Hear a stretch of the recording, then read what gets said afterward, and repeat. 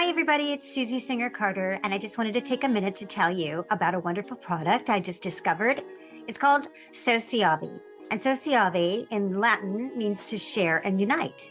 It is the simplest way for older adults and people with disabilities to connect and engage with their family and friends. There's no username, no password, no login, and no app to choose from. It's just a dedicated device. It's the Sociavi C2M Connect to Me device that's always on and ready to use. And families and caregivers just install the app on their smartphone. And then you can just begin sending photos, videos, and even have live-to-live video chats. And your loved ones, they don't have to do anything. They just love it. And because all of us must fight elder abuse and work together to bring awareness to this issue, Sociavi is supporting my efforts to produce my vital documentary, No Country for Old People. When you subscribe to Sociavi for your loved ones, they will donate the payments received, and you can help us reach our goal while connecting with your loved ones in the simplest way. Sociavi, connecting generations made simple globally. To learn more, please visit their website at www.sociavi.com. And when choosing the payments, select the annual subscription. The proceeds will go to help the production of our documentary, No Country for Old People, and I thank you so much.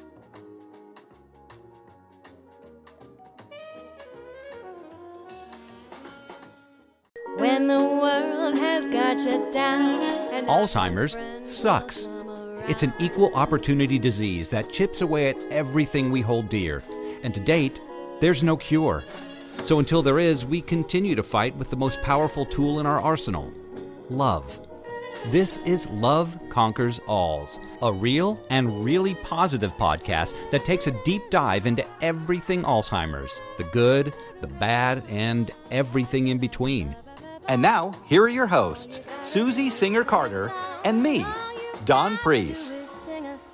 Hello, everybody. It's been a while. This is Susie Singer-Carter. And this is Don Priest, and this is Love Conquers Alls. Hello, Susan. Donald. Yes. We're here. We're doing a show. It's been, what, a month? I don't or even something? know. This is I don't know. This is the longest we've taken a break for because we're so deeply entrenched in our documentary, No Country for Old People. And I forgot about Love Conquers Alls. I didn't forget about it. We just had literally no time. But how you been? I've been, Let's pretty talk good. about me. Let's talk about me talking about you. No. No, please been pretty stop. good. No, we have. Stop. No, what we've done is aggregated an amazing group of advocates and experts. And Don and I drove for what should have been a 6-hour, 7-hour drive to San Francisco to film 4 rock stars for this documentary. Ended up taking us about close to 11 hours because it was we were 9 hours for God's sake. It felt like 24 hours. We were in his handy dandy electric car, which are not meant for long trips, folks. Well, they can be. We stopped twice, and you just had to wait a little time. We only stopped twice, and it took some time, but it was delightful because we didn't actually take any money out of our wallets to pay for gas. So that was the best part. That but is no, true. we had a great set of interviews. We had a great set of interviews. Challenges of our Yes. hotel room.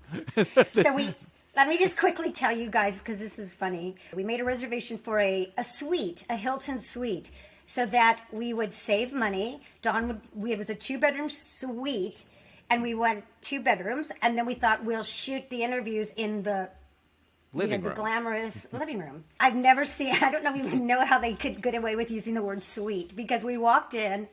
It was like we were in. It was not sweet. Green Acres. It was Green Acres. If anybody knows. Yeah.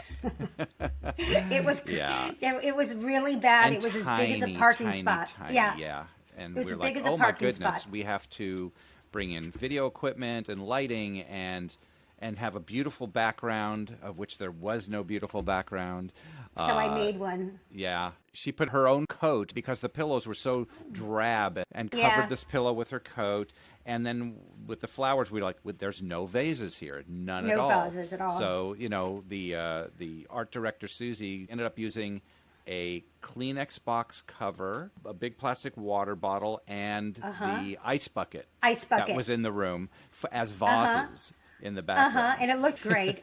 So anyway, you do what you got to do. Content rules. That's the magic of movies. Anyway, so speaking of magic, we have a really Yes. magical person today that We do. I just got really fond of her, like from this interview that we did for the documentary, and both Rick Mountcastle said, you got to have her on your podcast. So here she is, and why don't you introduce her? I'm going to. Today our guest is Gail WEATHERILL, and Gail is a registered nurse, a board-certified Alzheimer's educator, and the author of The Caregiver's Guide to Dementia, Practical Advice for Caring for Yourself and Your Loved One. Her career has spanned 4 decades, from an intensive care head nurse in Saudi Arabia to the director of nursing in a Virginia nursing home. Gail has done it all. For the last 20 years, she has focused on the care of people living with dementia and the education of their caregivers. She practices as her professional alter ego, the dementia nurse. Her ability to hear hearts instead of brains gives her a unique understanding of those with dementia and the people who love them. Gail's irreverent approach to the American healthcare machine makes her an effective and sought-out advocate for those in the deepest need. And she has participated in the Nurses Take DC movement for safe staffing ratios in our hospitals and long-term care facilities. Through her writing, speaking, and coaching, Gail lives to educate dementia caregivers one heart at a time. And we are honored to have her with us today. So let us not wait another moment and say hello to Gail WEATHERILL. Hello, Gail. Yay! Hello! Yay! Let the Welcome. games begin. Absolutely. Absolutely.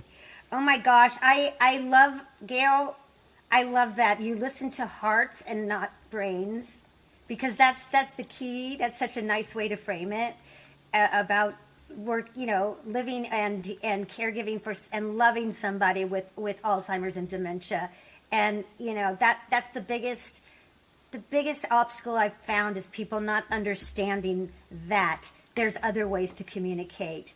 So, but tell us a little bit about how did you start as a nurse, but how did you shift your focus onto dementia? What attracted you to that?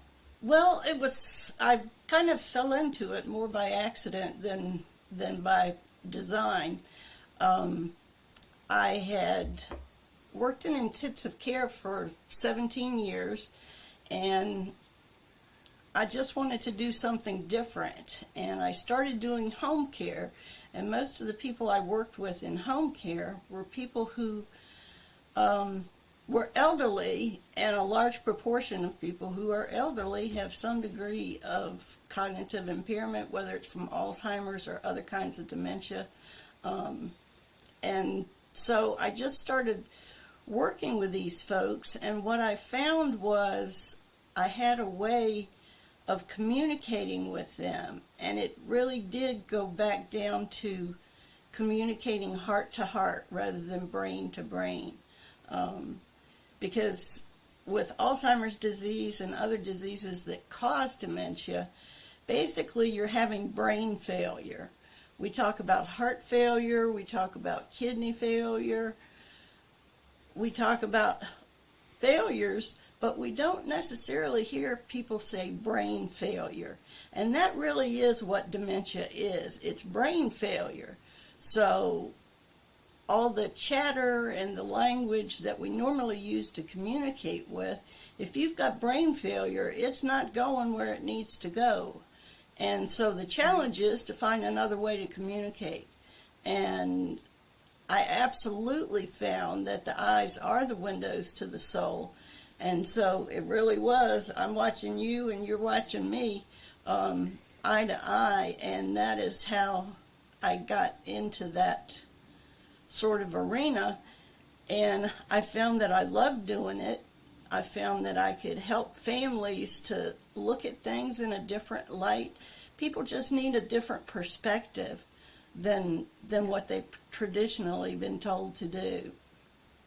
So that was that was the way it took off, and then it just went from there. And everywhere I went to work, that was the first thing I wanted to know is how many people here have dementia or Alzheimer's, because those were the folks that I really enjoyed working with the most. So how did you discover that, though? Because, I mean, I just, from my own story, my mother was diagnosed with mild cognitive impairment, and then it turns into Alzheimer's. and she's the only person I knew at the time that had Alzheimer's. So I was making every mistake in the book, you know.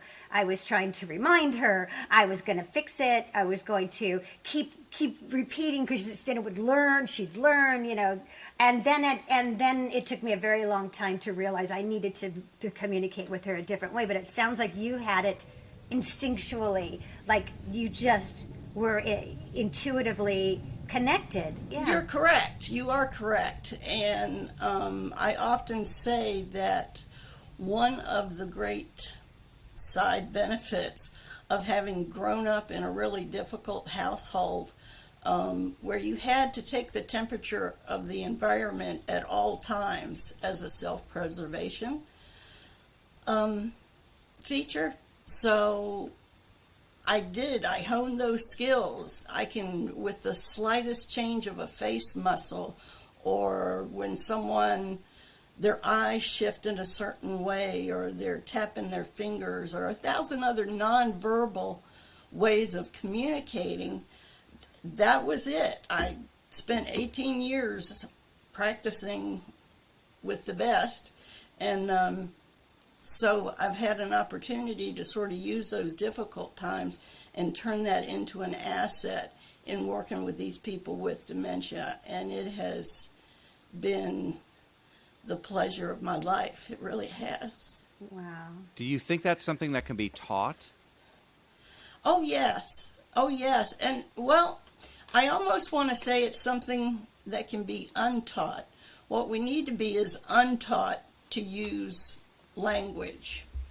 I do a lot of work with nurses in hospitals and talking to them about how to manage people with dementia when they're in the hospital. And what I say to them is, if somebody had heart failure, you wouldn't try to talk them into having a better cardiac output. So Right. Why do you think you can talk someone with brain failure into having better synapse connections? You can't. And that's sort of the unteaching of our reliance on language to communicate what it is we want somebody to do or what we don't want them to do. We just have to take off the old hat and put on a different set of glasses to be able to do that. It's an odd stigma that occurs with humans because we adapt to our pets, right? We look for physical cues and different kinds of cues that aren't verbal, right?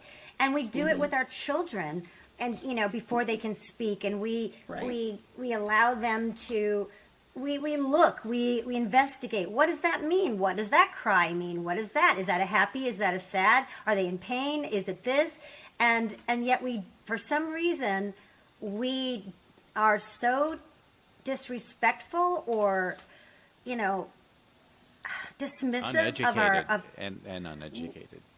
well, uneducated for sure, but that comes with, you know, there's a desire to want to learn. Like I wanted to learn, and because I wanted to stay in contact. And before you answer, I just want to say I love that realization that you had about your childhood, because I had a very difficult, a happy and a difficult childhood, because I lived with a very dominating father who was very brilliant but also was very demanding, and I learned to read cues like no other. Mm-hmm. And I think that's probably why I'm so intuitive with people, and I was able to read my mom so well. But I think you're right. That's an interesting observation. It's true. And I think part of what makes it so hard for us to, whether you want to call it, you know, it's not so much a disrespect as it is being entrenched in the way that we've communicated with that person for decades. You know, That's when it's a true. toddler, you're used to them not using language because that's the way they started out. And so this is nothing That's true. new when they're 2 years old and they're throwing a hissy fit. You know, when you're 80 years old and your father has, you know, you've spent all those decades communicating with them in a certain way, it's a matter of, again, unlearning what we've learned over the years and knowing that we just have to come at it from a different angle. And absolutely the analogy of young children who don't have language, it's not that we want to say that these people are children, because they're not. Their minds function, their hearts function as an adult who's had all these life experiences. So no, they're not children, but in the way that they don't rely on language or can't rely on language to communicate their needs is an important analogy. I always say that all behavior has meaning. So when Grandpa is swinging from the chandeliers, it's not because he sat in the corner all day and said, let me see what I can do to really irk the heck out of them. It's because something's wrong and he doesn't have the ability to communicate what it is. And it goes back just like with the toddler. Are they wet? Are they hungry? Are they in pain? And you just tick off the different things. But you have to understand that talking to them and telling them they're okay, or asking them to tell you, is not going to get anywhere, and it's just going to increase your frustration, which in turn increases their frustration, because they very much mirror the emotional state of the people they're engaged with. I agree with you. Yes. Do you think so? And I thank you for correcting me, because you're right. It's the fact that there's a very good point. The fact that we have to look at the people that we've communicated with in a certain way for so many years, and now adjust how we communicate with them. What I think would be interesting, I just want to throw this out to you, is that if these life changes were more incorporated into our culture, and in terms of acceptance and understanding and education in terms of how the life cycle goes, then we wouldn't be so shocked by it, and we wouldn't be so thrown off balance, and maybe the loss wouldn't be as great, because it takes an adjustment. It took me an adjustment to go, oh, I'm losing my mommy. Okay, now I'm mommy. And so, and I embraced it, and it made me feel good. But, that's not to say that from that point to the other point wasn't a difficult journey. It was, because we don't learn about it. No, we don't learn about it. And, there are different reasons for that. Part of it is, in the grand scheme of things, Alzheimer's and other diseases that cause dementia are relatively new on the world stage.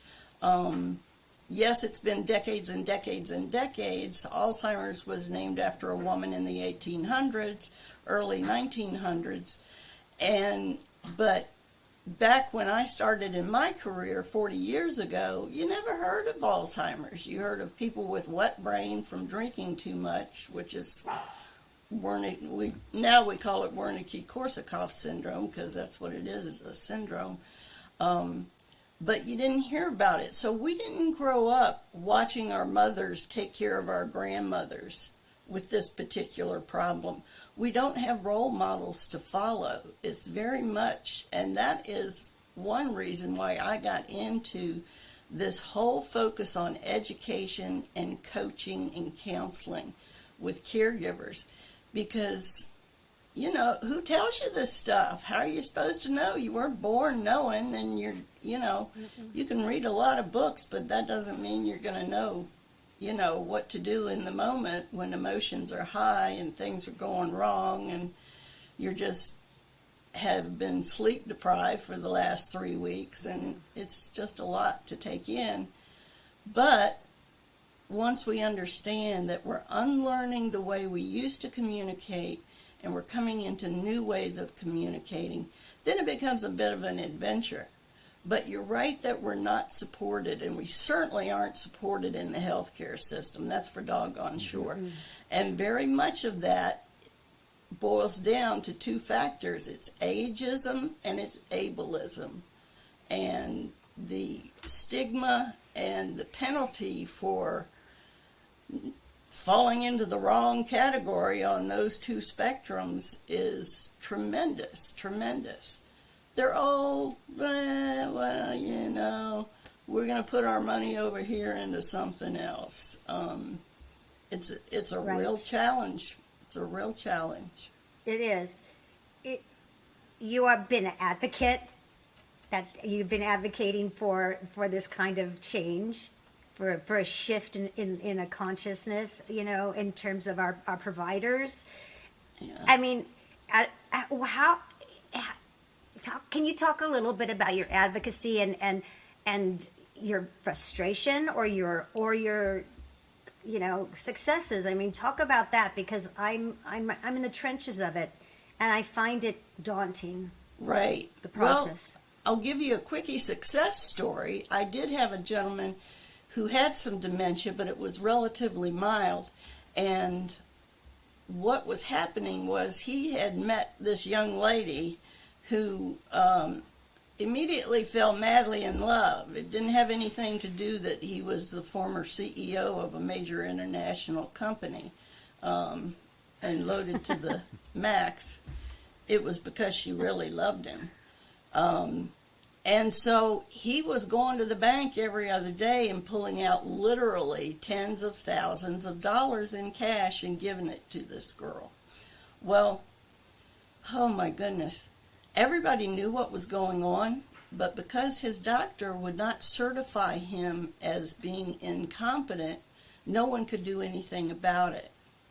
And when all was said and done, and he finally came to his senses and realized what was going on, and his family went to try and take some action against this individual, what we found is there was nothing criminal in terms of criminal law on the books to prosecute someone from doing this to a person who was so vulnerable and so broken. And so we started going to the legislature, and we went back. It took us 3 years to get there, but my motto was they had the laws tucked away under civil law, and I just kept saying there is nothing civil about what this girl did to this man, and we need to make this a criminal offense. And in the end, we did manage to do that. And oh, that's fantastic. It's a small step, and it's a drop in the middle of a pretty big ocean, but that's how we get there. Every year, Nurses Take DC is an organization that we work during the year, but we definitely every May show up on the steps of the Capitol for a rally for safe staffing ratios, whether it's in hospitals or nursing homes. Right now, the number of residents or patients that are assigned to each individual nurse precludes giving the kind of care that we nurses know these patients deserve and that we know how to give, but physics enters into it, and we have to work within time constraints. So we've made a little progress on the staffing ratios, and of course the industry's wringing their hands, but even the ratios that we've managed to pass so far have been pretty low. So, which is really, when I go back and look at it, I don't expect in my lifetime to shift the healthcare system. I'm not that crazy.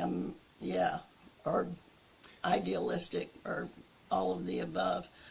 So what I've made my focus is educating consumers and educating caregivers and saying, these are what your rights are.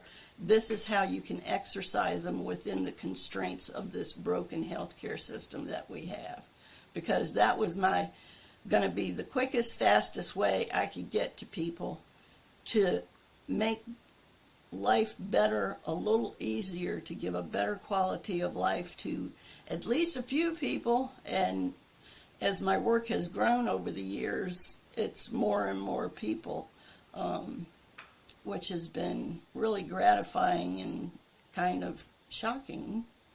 What you say is so important, because as we're doing this documentary, people say, well, it's such a huge problem. You're never going to make a difference. It's too big. It's too big. It's too big. But that said, and it's just something like you just said, if you changed or saved the life of 5 people, of 2 people, of 1 person, you've changed that person's lives, their family's lives, their friends' lives. And so, yes, we have to just kind of say, yes, it's a huge problem, but there's no reason we shouldn't chip away at it. Right. Exactly. I mean, several years ago, two other ladies and I started a closed group on Facebook for family caregivers of people with Alzheimer's and other kinds of dementia. And you know, we started out, we wanted to have a place where caregivers could go and say the things that they can't say anywhere else. I'm going to kill him if he does this one more time, and that sort of thing. People need that outlet, and they need to know they're not a horrible person when they feel that way. They're human beings. But we started that, and 2016 was the beginning of that, and in 2023 we have 58,000 members from over 100 different countries. And not a day goes by that I don't get a message from somebody that says, this group saved my life, because everybody in there knows what everybody else is dealing with. There's understanding there, and even if I'm having a horrible day, I've still got a word of encouragement for somebody else whose day's going even worse than mine is. So it's, you know, power to the people sort of thing. It's from the bottom up that we're trying to change minds and change hearts. Agree, 100%. It is power of the people. That's what we are hoping to do. You know, it really is. And I think it's just a shift of perspective, like you said. And we're, you know, I give people the benefit of the doubt that they didn't know, like I didn't know this Right. system. I didn't know how bad the system was, and I didn't realize the ableism and the ageism that was so prevalent. It's so prevalent. It's really a fatal combination in a lot of ways, you know, and especially if you don't have your loved one in the home. Yes, and, you know, I have a special heart for people who have had to go into memory care, which is basically a subdivision in most states. It's a subdivision of assisted living. The long-term care facilities, there's a nursing home, then there's assisted living and memory care, and then there's home health. So there's a continuum of how much care comes from professionals. And the higher up on that list you go, the farther away you are from home, the farther away you are from family, and the more vulnerable you are to broken systems. And I mean, we've all heard the horror stories. You never have to look very far about the instances of abuse in nursing homes, and people use nursing home as kind of an umbrella term for long-term care. But even with these folks in dementia care, all the company has to say is, "Oh, they have dementia. They're just making that up. That never happened." But there are ways to look at our loved ones and to keep track of, you know, are they losing weight at a rapid rate? How's their skin looking? Different things that we can learn and know, so that even if we haven't been able to continue care in the home, that we're still involved. I always tell caregivers, you know, you get this idea that once your loved one goes into the nursing home, that, okay, my caregiving days are over. Well, that's definitely a false idea, because you'll still be just as much of a caregiver. It's just going to look different than it did when you had that individual at home, and you'll have break periods where you can actually sleep at night or not have to be worried that your loved one's going to have some sort of a breakdown and have hallucinations and start wanting to break your arm, because those things do happen in homes. Yeah. Yes. Yeah. But so, you know, when we're talking to a lot of people about long-term, and there are different, and then, you know, and Alzheimer's can be a very long disease, and it can be, Yes. it can eventually manage to bankrupt most people if they live long enough through it, Absolutely. because it's just a long disease. And if you have to go into memory care because you've advanced, it's very expensive, and so your money doesn't last very long. So you know, unless you're in the 1%, you're going to end up on Medicaid and Medicare, you know, and Right. You're going to be reliant on that.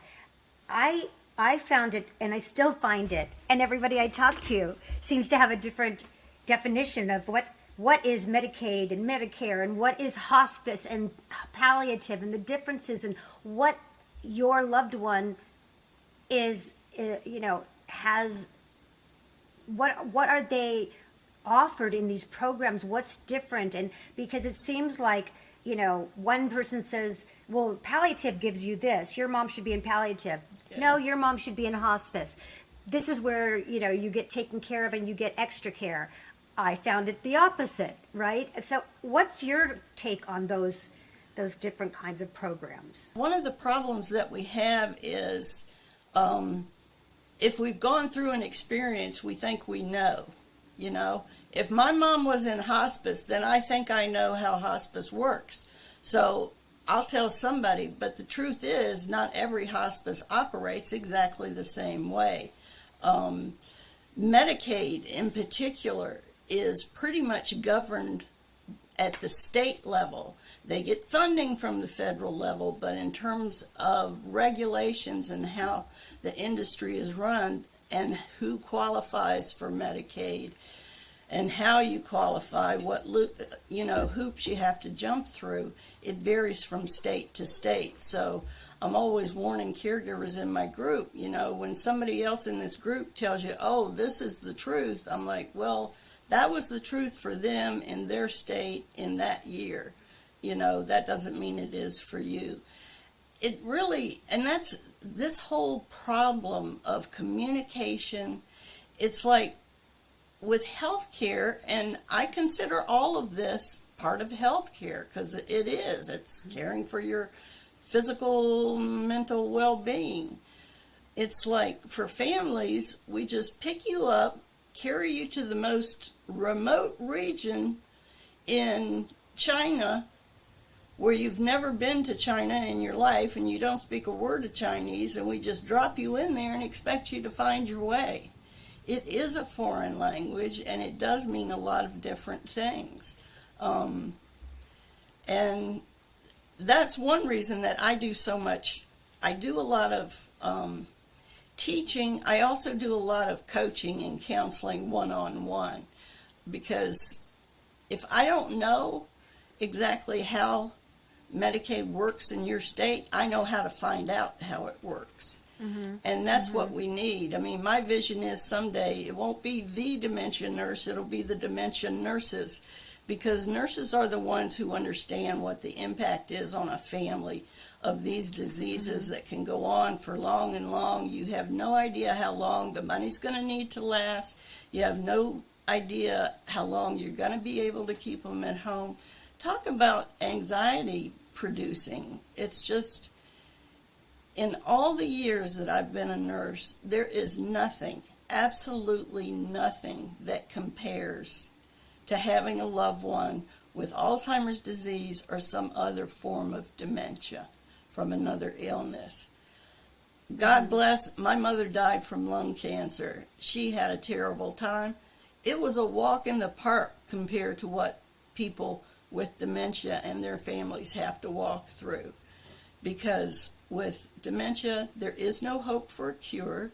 You know they're not going to get better. They're only going to keep getting worse. There are a lot of things that are just different. And that's another piece of educating the public that, people are going through this. The people down the block from you behind closed doors, you have no idea what these people are dealing with. So yes, the language is a big barrier. But I will tell you, I'm sorry, I will tell you, if you get a copy of the Caregiver's Guide to Dementia by yours truly, I do have it outlined in there, the differences between these different levels of care and different organizations, and how you can compare and have an idea for what sorts of things your loved ones should be entitled to. Yeah, that is a wonderful resource, because I could not figure out what my mom was entitled to, and it seemed to me that I was still don't know. Susie like still don't know. Because when I was told my mom should go into hospice, that came after a horrible experience where I was like, oh, good, safe. She's going to be safe. And she's going to get the care she actually needs now. And instead, they just took away all her care. And, they were just basically like, pushing her out the door. And I was like, wait, that's not what you said. And then then the other doc, the next time she bounced into a hospital, was like, well, she shouldn't be in hospice. She should be in palliative. Oh, well, what's palliative? How's that different than hospice, And we just don't know, and we still we're tired, don't know, we're emotional.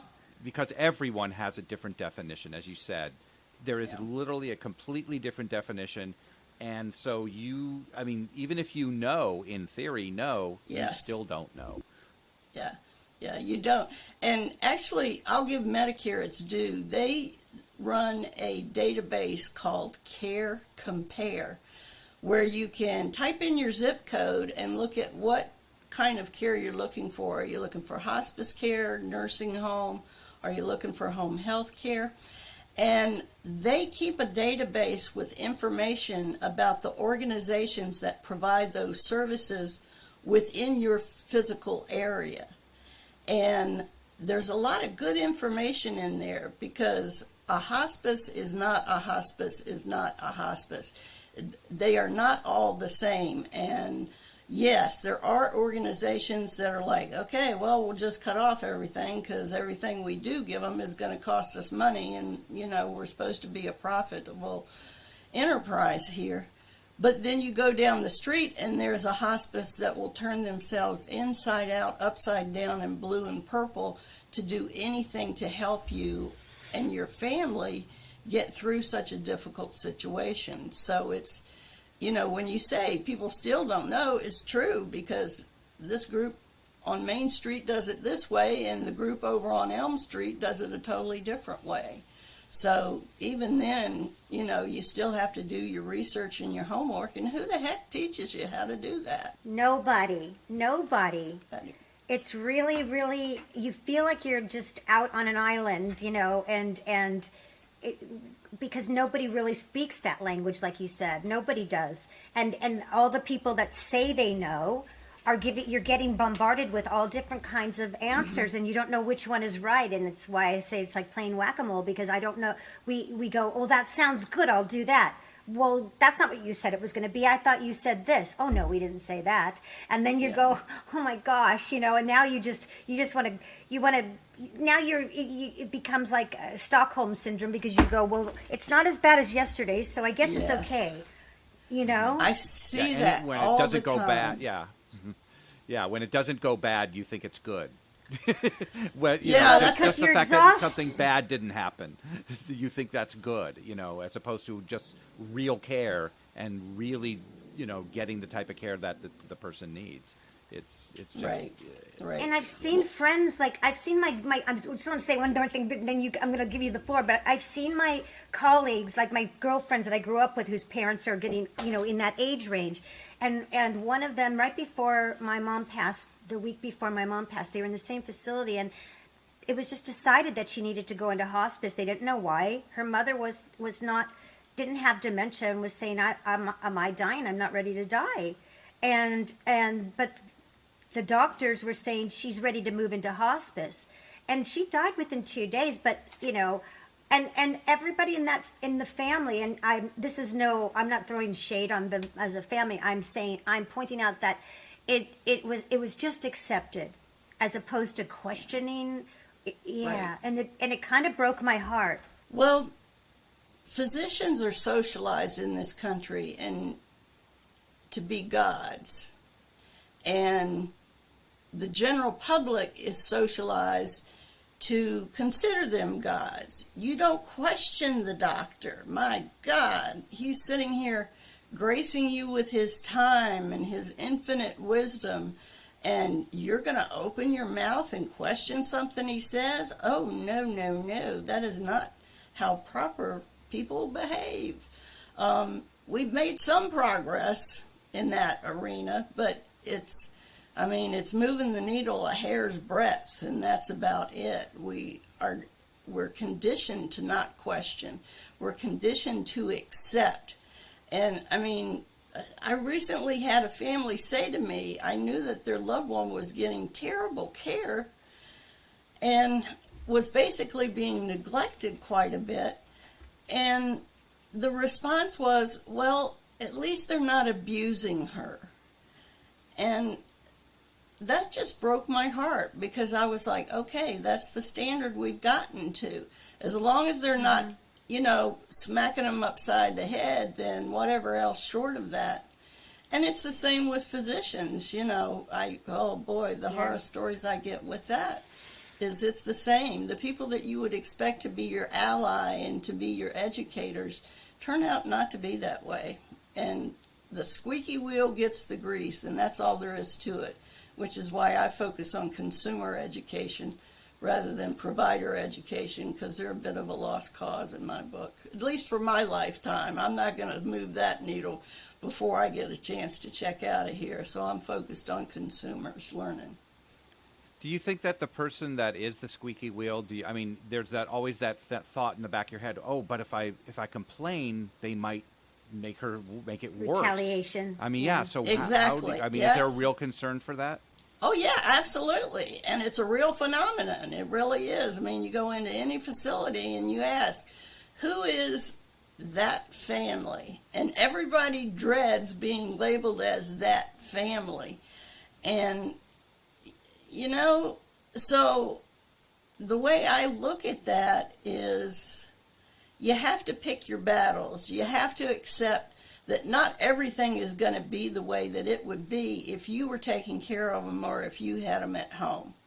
If you complain about everything that is not the way it should be, then you completely lose your voice. You look at the things that really make a big difference in your loved one's quality of life.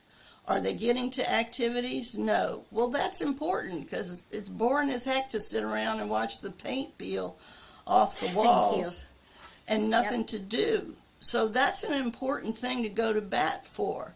Is it, they brought her orange juice when they know full well she really wants apple juice in the morning. Well, I wouldn't break my neck trying to advocate for that. Those things are going to happen. And we have to learn to differentiate what are the things that are really going to make a difference in our loved one's life. And if it's something that's going to make a difference, then I say squeak away. Especially if it's safety. Anything to do with with safety. Safety's big. Yeah. And I felt it. My family felt it. My Dawn being my family felt it. And I say it in my documentary that it doesn't feel good when you're trying to advocate, respectfully advocate, and you're suddenly become persona non grata. You're the pariah every time you walk in, and if you say hi, good morning, and I've always been the happy girl, and you get stone faces, and you think, what did I do wrong? Yeah. And it hurt. It's painful because it is painful. It is painful. Yeah. And you can't help but go to bed at night and think, I wonder if they're ignoring my mother because they're PO'd about what I complained about last week. It's right. It's and that's a real just not issue. fair. That's where the system, that is a big issue, because we shouldn't have to worry about that. We shouldn't have to worry that if we see something bad and we say it, that it's going to make things even worse. That's just not our country. That's not what this country was built on, and it doesn't feel right. And that's why the system really, really needs a makeover big time, because there are good places. I know there are good places, but it doesn't take away from the bad places. Is there anything that can be done if you feel like that's happening? If you feel like, okay, I am the enemy now, is there something that can be done to help smooth that out, or was it just, what? It is what it is. Hey, this is Susie Singer-Carter, and I just wanted to take a minute to talk to you about bed sores. I know, but if you're like I was, you probably don't have a clue what a bed sore really is. Most people don't. No one told me, and I really just assumed it was part of the body that was, like the name says, sore from laying in one position too long. And if you change the position, all better. Wrong. Bed sore is really a euphemism for more appropriate names, such as pressure wound, and decubitus ulcer. Unfortunately, I discovered what a bed sore really was when my mom was admitted into the hospital last year with a stage 4 ulcer. That is the worst level. You don't ever want that to happen. Bed sores can develop quickly and worsen rapidly and can lead to serious health issues, even death, if they're not properly treated, and that includes cleaning and dressing the wound, but most importantly, reducing pressure off the sore by frequently changing the position of the person off of their wound so it can heal. And that can mean propping the person up 30 degrees to the side, far enough to be off the lower back, but not too far as to be on the side hip where there isn't much cushion, right, between the skin and the bone. This is why I'm so excited to tell you about Bed Sore Rescue, which was designed by an amazing woman, Gwen Jewell, a nurse who was tired of fooling around with simple pillows and bulky wedges that just don't work. The Bed Sore Rescue positioning wedge cushions are uniquely designed to provide ergonomically correct and comfortable support for a sustained period of time without touching the sore. And the curvatures and bilateral angles make it possible for the bed sore cushion to be used to support many other body parts as well.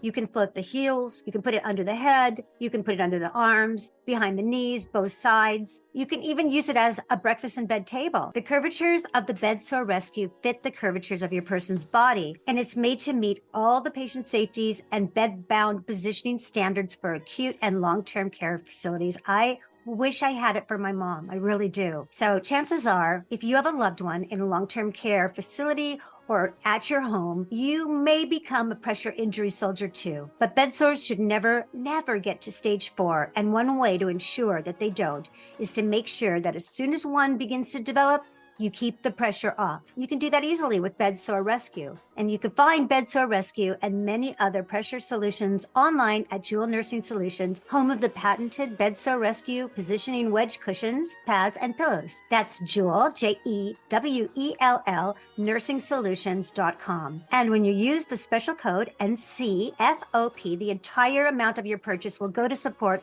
our important documentary, No Country for Old People, which chronicles my mother's journey navigating the nursing home long-term care crisis that literally began with an unreported, untreated pressure wound. So take the pressure off yourself and your loved one with the Bed Sore Rescue.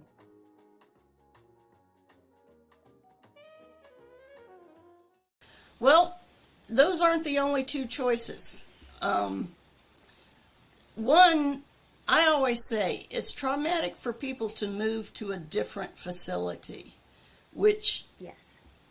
once your bridge is burned to a certain degree, nothing's going to fix it short of just moving on to a different facility and a different group of caregivers. But there are things that you can do short of that, because a move is traumatic to people with brain failure. It's not as traumatic as being left in a place that's not safe, but it is traumatic.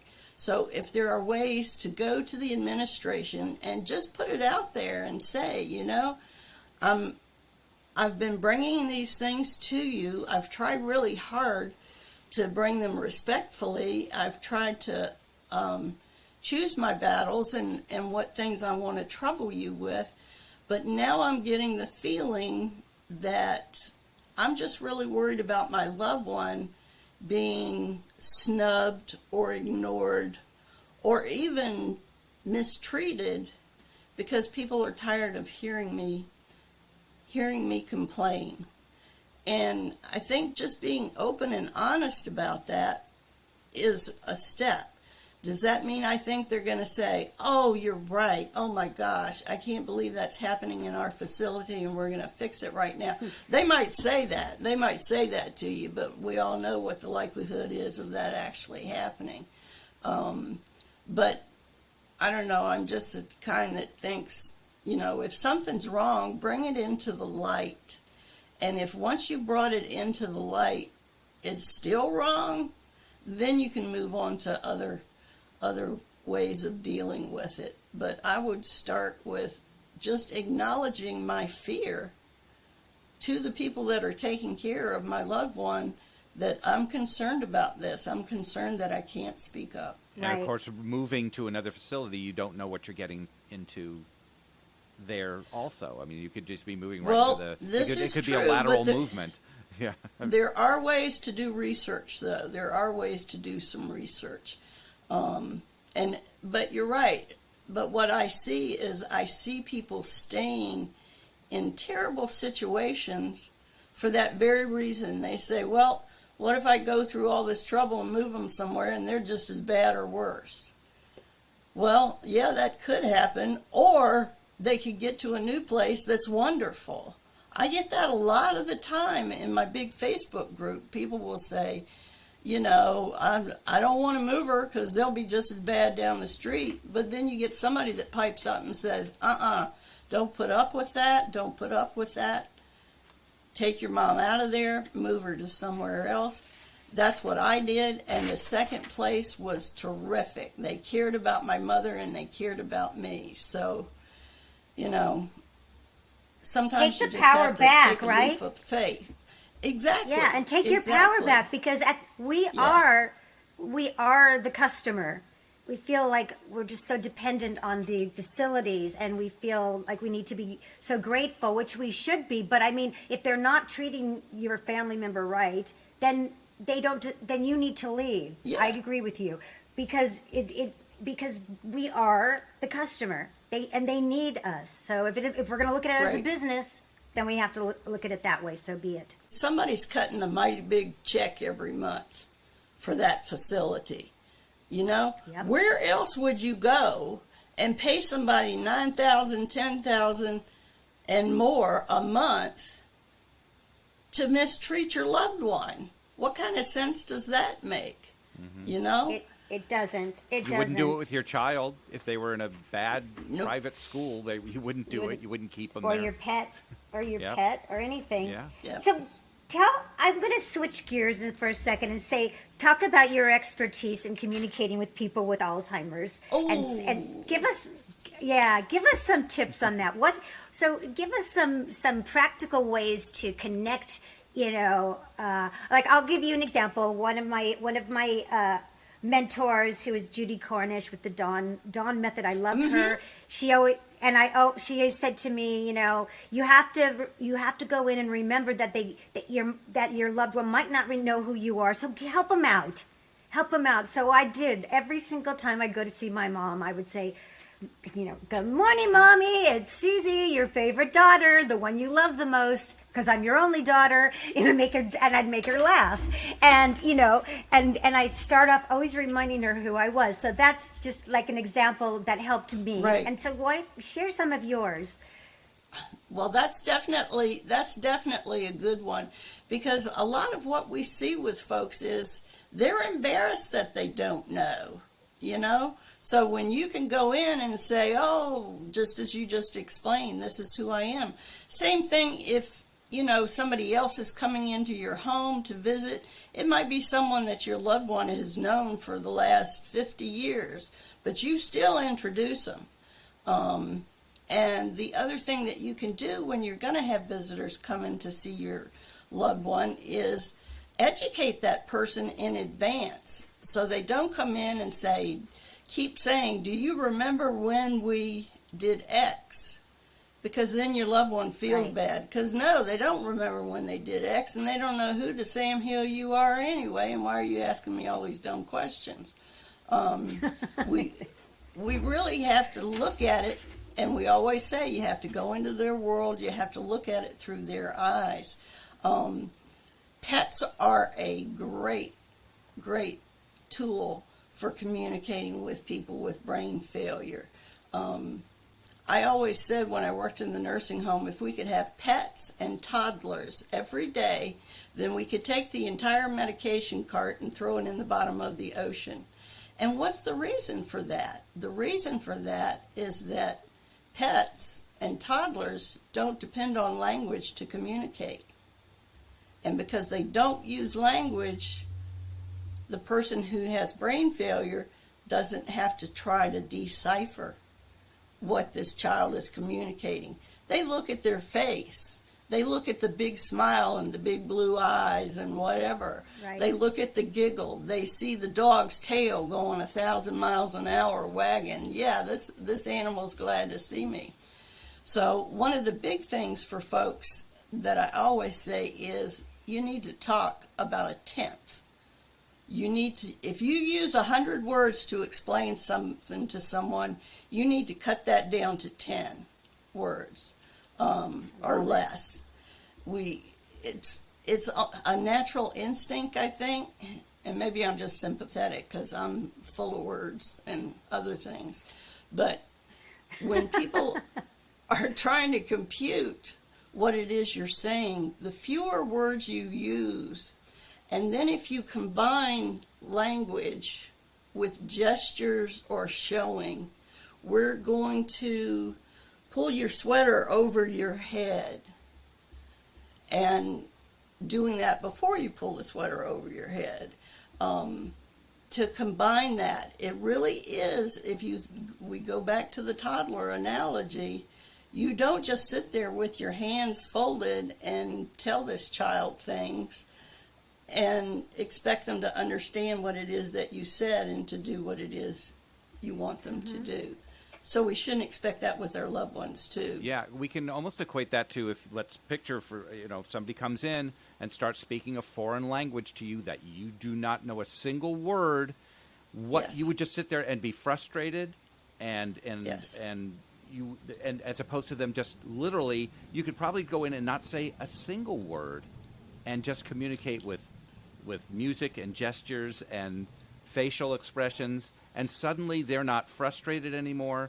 They're not scared. I think it's probably scary too to not understand. Oh yeah, it's terrifying. Or for them not to be, and especially when they get to the point where they cannot speak, they can't say anything. So now they don't have to. There's not that pressure anymore. So I think if we can equate that to that, if somebody came in and started speaking French or Chinese, and I don't know French or Chinese, how would you react? Yeah. Well, one of the big things that people who are still taking care of a loved one at home really struggle with is getting a loved one to take a bath, take a shower. And, there are a lot of different reasons that people with brain failure resist. It may be that the drops of water sting them when they hit them. Things you wouldn't think about. We get in the shower and then we're thinking about, what we should have done yesterday and the 29 things we got to make sure we get done today. We're not thinking about this is hitting me. These drops are hurting. Or they don't see the water and they think it's just confusing to them. They get cold at the drop of a hat. They don't understand that maybe they've had some bad experience in the past in a swimming accident or something. Or for whatever reason, when they get in that shower, they think they're drowning. And so we have to be able to consider those things and find workarounds. I mean, I'm a big believer in getting all the big towels you can find and putting them in the dryer and turning it on high heat before you get started with the shower, so that when you're done, you've got these warm towels to wrap them up in. That sounds good. That sounds great.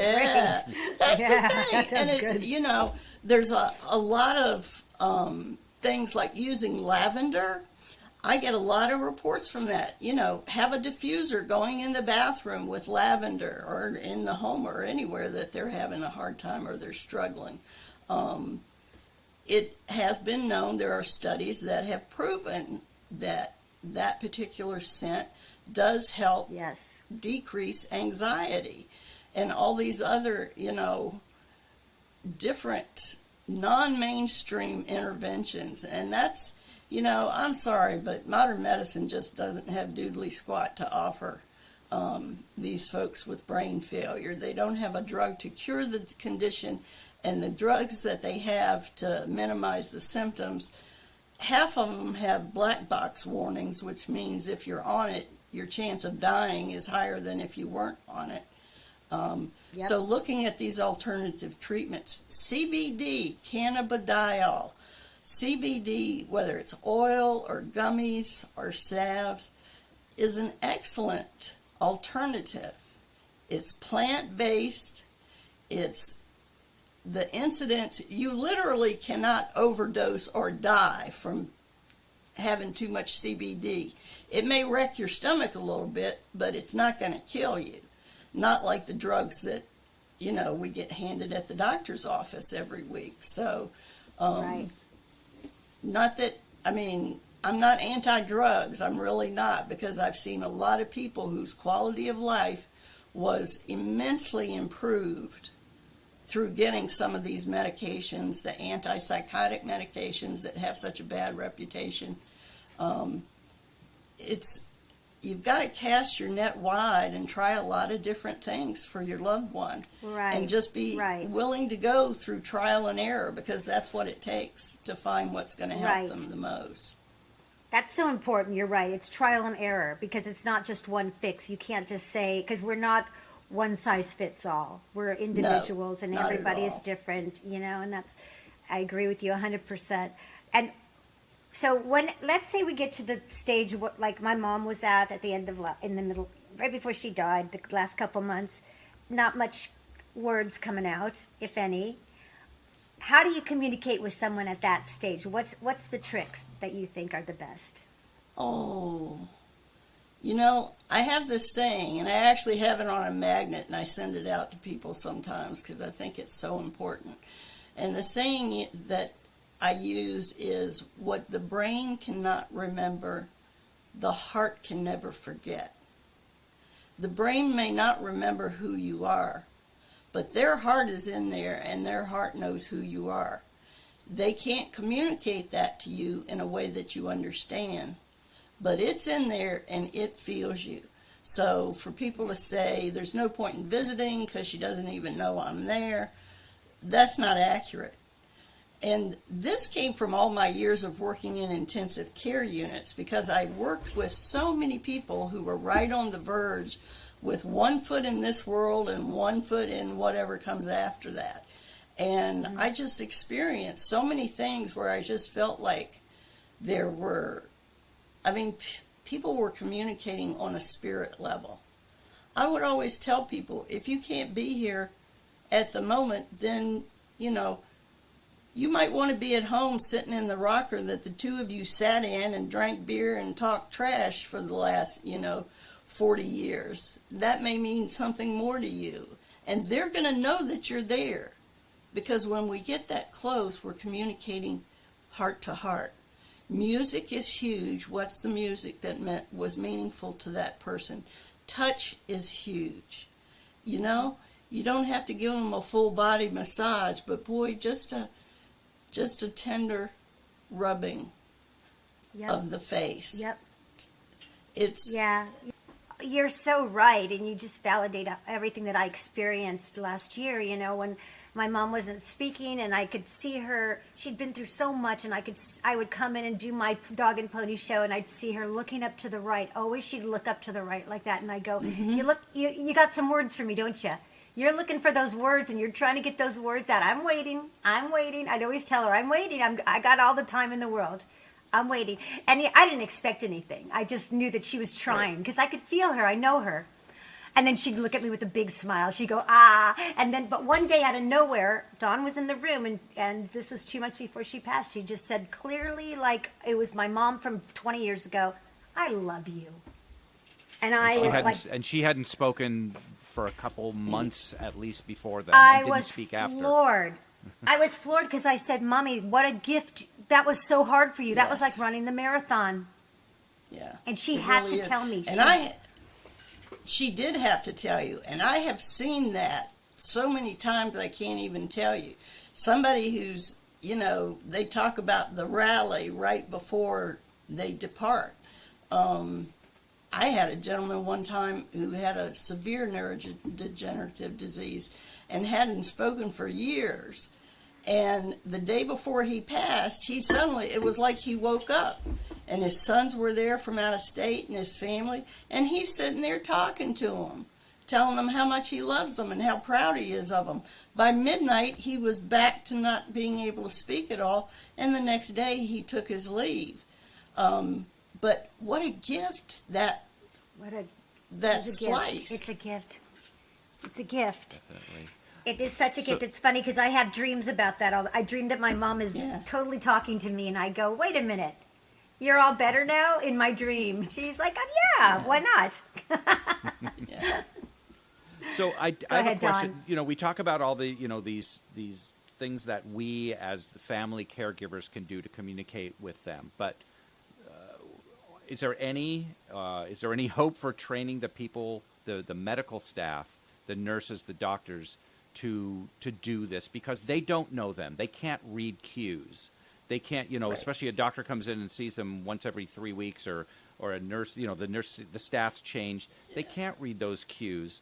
What can we do to because Help that's them? super important. That's who's around them all day long, every day, and Right. has to deal with Right. them, and yet they don't know how to communicate with them.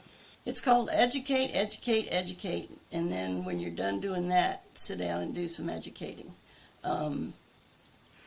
We need to actually approach our medical schools, our nursing schools, our programs that are training people. The people who spend the most amount of time with these folks that are in facilities are the nurses' aides. They are the ones, that's your lifeblood. That's the backbone of the long-term care system. People don't God, realize yes. that. But God, it's yes. true. So we need to be educating them. And they want to learn, but they don't want to learn on a computer module tucked away far from the patient somewhere. We need more education. We need different methods of educating people. Because so much of what they need to learn is more of a tactile, nonverbal sort of communication. You can't teach that in a book or in a video. You have to be there with them and tell stories and see how in those stories principles are demonstrated. But if we're doing that in our medical schools, in our nursing schools, and in our programs that train nurses' aides, and then if we're doing it in the hospital, doing it in the facilities, it's, once again, it's a humongous problem. And it's tempting to say, oh God, there's no hope for this. But that's not true either. We have a responsibility. Those of us who know and those of us who are aware have a responsibility to act. And when we don't, we're not only letting ourselves down, we're letting down our children and our grandchildren, because I can tell you that Alzheimer's and these other types of dementia are not going anywhere anytime soon. Yep. Again, you're right. And I keep telling people that it's like, I'm not, some people don't really want to revisit what they've been through because it's hard. Right. And it feels like, maybe, maybe it's not healthy that you're still thinking about that once your loved one's gone. But I feel differently. I feel like if I've seen and learned things that I can't unsee and unlearn. And so therefore I feel the responsibility to pay it forward. I feel the responsibility to say things and to educate. And some people aren't going to like me for it, and they're going to think I'm angry. I'm not angry. I'm heartbroken for people. That's all. Yeah. And I want people to be able to take power back. And the only way is by knowing what's going on and by sharing what you've learned. That's what you do every day. You share what you've learned with such immense heart. You're a lovely, lovely lady.